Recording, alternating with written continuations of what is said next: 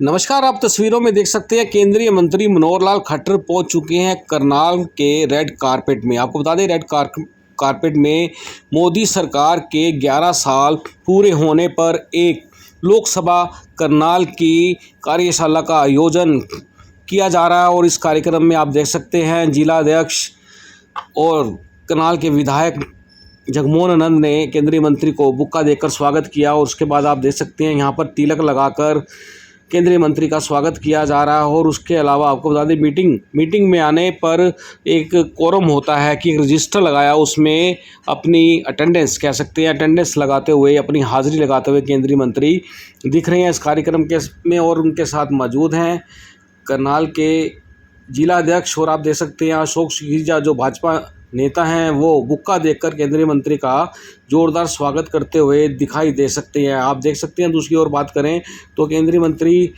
मनोहर लाल खट्टर पहुंच चुके हैं मंच पर। एक कार्यशाला का जो आयोजन किया जा रहा है, इसमें कार्यकर्ताओं को बताए जाएंगे मोदी सरकार के 11 साल के जो विकास कार्य हैं, जो उन्होंने कार्य किए हैं देश के अंदर, उसके बारे में पूरी जानकारी दी जाएगी। और ये कार्यक्रम आपको बता दें कि संकल्प से सिद्धि तक, यानी कि मोदी सरकार के जो 11 साल है संकल्प से सिद्धि तक के लगभग पूरे हो चुके हैं। आप देख सकते हैं हरियाणा प्रदेश के मंत्री कृष्ण लाल पंवार यहाँ पर आप देख सकते हैं द्वीज प्रज्वलित करते हुए दिखाई दे रहे हैं। और साथ में जो पर्यटन एवं जेल मंत्री हैं डॉक्टर अरविंद शर्मा, वो भी यहाँ पर दीप प्रज्वलित करते हुए दिखाई दे रहे हैं। उनके पीछे खड़े हैं करनाल के विधायक जगमोहन आनंद, आप तस्वीरों में देख सकते हैं। हम चाहेंगे दोस्तों इस खबर को ज़्यादा से ज़्यादा शेयर कर देना। और आप ये देख सकते हैं तस्वीरों के अंदर और भी जो भाजपा के नेता हैं वो भी यहाँ पहुँचे हुए हैं। आपको बता दें पूरी लोकसभा की बात करें तो करनाल लोकसभा से कार्यकर्ताओं को यहाँ इस कार्यशाला में बुलाया गया। आप देख सकते हैं व्हीप यानी कि इंद्री के विधायक जो व्हीप के नेता हैं राम कुमार कश्यप भी दीप प्रज्वलित करते हुए दिखाई दे रहे हैं। जी सर बताएं। मित्रों, जैसा हमको मालूम है कि मोदी सरकार के 11 वर्ष आज पूर्ण हुए हैं और संयोग से हरियाणा के भी आने वाले 5 महीने के बाद 11 वर्ष पूरे होंगे। इन 11 वर्षों में हमने देश भर में और साथ ही डबल इंजन की सरकार हरियाणा में होने के नाते हरियाणा में भी जो भी काम किए हैं उस निश्चित कार्यक्रम निश्चित यानी बातों को ध्यान में रख करके वो सब किए हैं। देश के अंदर व्यक्ति और परिवार ये भी खुशहाल हो, मजबूत हो, उसको शिक्षा मिले, उसको रोजगार मिले, इस नाते से बहुत सी योजनाएं चलाई हैं। जहाँ तक समाज के जागरण की बात है, समाज को शक्तिशाली बनाने की बात है, समाज के विचार की बात है, उसमें भी देश के प्रति लगाव ये कैसे खड़ा हो, बहुत से कार्यक्रम इस प्रकार के किए गए हैं।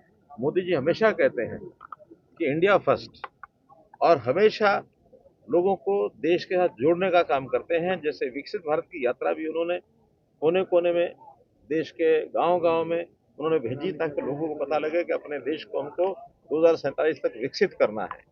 इसी प्रकार देश की सुरक्षा और देश का एक जो मजबूत इरादा अपनी समस्याओं के साथ लड़ने के लिए देश में लोगों का जज्बा खड़ा हो, चाहे वो आतंकवाद के खिलाफ हो, चाहे नक्सलवाद के खिलाफ हो। तो इस प्रकार के कार्यक्रमों को सामने रखते बहुत से कार्यक्रम, बहुत सी योजनाएं ऐसी चलाई गई हैं। विकास अथाह हुआ है। उन सब बातों को अपने कार्यकर्ताओं को बताने के लिए आज की ये वर्कशॉप थी, कार्यशाला थी। इस बात को सब नीचे कार्यकर्ताओं तक और नीचे जनता के लोगों तक पहुंचाए। ऐसे ही हरियाणा में कितनी ही योजनाएं हमने चलाई हैं समाज के भले के लिए। हमने भ्रष्टाचार मुक्त पारदर्शी शासन हमेशा दिया है और समाज के अंदर जागरण पैदा करने के लिए हमेशा सेमिनार किए हैं, महापुरुषों की जयंतियां मनाई हैं, सामाजिक स्तर ऊंचा उठे, हरियाणा के लोग एक होकर सोचें, हरियाणा की प्रगति के लिए सोचें और किसी प्रकार की सामाजिक या लोगों को कठिनाई ना आए।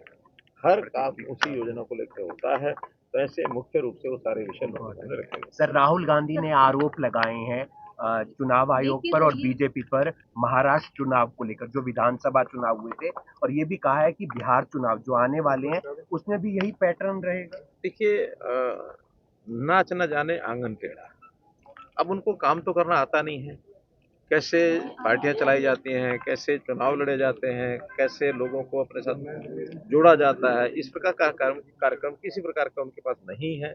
और जब मिलता कुछ नहीं है तो उसके बाद यही होता है कि अपनी थाली को छोड़ करके दूसरे की थाली में देखना शुरू करते हैं। तो ऐसा उनका सोच का जो प्रकार है वो बहुत दयनीय है, बहुत तरस आता है कि बिना किसी तथ्यों के इल्ज़ाम लगाने का उन्होंने जो सिस्टम खड़ा कर रखा है, और लोग भी उनको जान चुके हैं कि उनके किसी भी कथन का लोगों पर असर नहीं जाता है, इसलिए उनके विचारों के ऊपर किसी प्रकार का कोई महत्व नहीं। क्या संगठन को लेकर तेज कर दी है, कल कुरुक्षेत्र में भी मीटिंग हुई, करनाल में भी होगी, खुद चंडीगढ़ आए और 3 घोड़ों की बात करते हैं, एक लंगड़ा घोड़ा, एक शादी वाला घोड़ा और एक रेस वाला घोड़ा। जिस व्यक्ति को घोड़ों की पहचान ही नहीं है, घोड़े कैसे होते हैं और घोड़ों का क्या महत्व होता है, और उस प्रकार के घोड़ों को लेकर के जितना वो तुच्छ बोलने लग गए हैं, और वो भी अपने कार्यकर्ताओं के बारे में, जो अपने घर में ही लोगों को गालियां देते हैं, तो बाहर समाज को, जनता को क्या प्रेरणा देंगे कि अपने पार्टी के कुछ लोगों को उन्होंने लंगड़ा घोड़ा कह दिया है। अब ये विषय पार्टी में किस ढंग से कहना चाहिए, इसके बहुत प्रकार हैं, लेकिन अब इसके बारे में मैं कुछ नहीं कह सकता। उनके पार्टी के लोगों का मत है। क्या अभियान तेज कर दिया, लेकिन रिजल्ट क्या निकलेगा उसके बाद ही पता लगेगा। तो रिजल्ट निकलने की हर कोई उम्मीद रखता है, हम भी उम्मीद रखते हैं कि हाँ, किसी तरीके से उनकी पार्टी खड़ी हो जाए। मैंने तो पीछे भी कहा था कि उनको न करना आता हो तो हमारे जैसे को एडवाइजर रख लें, हम उनकी पार्टी खड़ी करा देंगे। हमारे यहाँ भारतीय जनता पार्टी में कोई भी कार्यकर्ता किसी भी लेवल तक पहुँच सकता है, जा सकता है। हम बहुत सामान्य घर के लोग जब इस समय तक यहाँ तक पहुँचे हैं, पार्टी ने या कार्यकर्ताओं ने सोच समझ के किया है। नरेंद्र मोदी जी बहुत सामान्य व्यक्ति, सामान्य कार्यकर्ता उस नाते देश के प्रधानमंत्री बन सकते हैं, ये और कहीं देखने को नहीं मिलेगा, कहीं नहीं हो सकता। और आखिर तो पार्टी में हर 3 साल के बाद ये पुनर्गठन होता है पार्टी का, निश्चित रूप से होगा, कुछ दिनों में हो जाएगा। चिनाब ब्रिज मिला है, बहुत बड़ा एक उपलब्धि है देश की, और अमरनाथ यात्रा की भी शुरुआत होने वाली है। शुभकामना। धन्यवाद सर।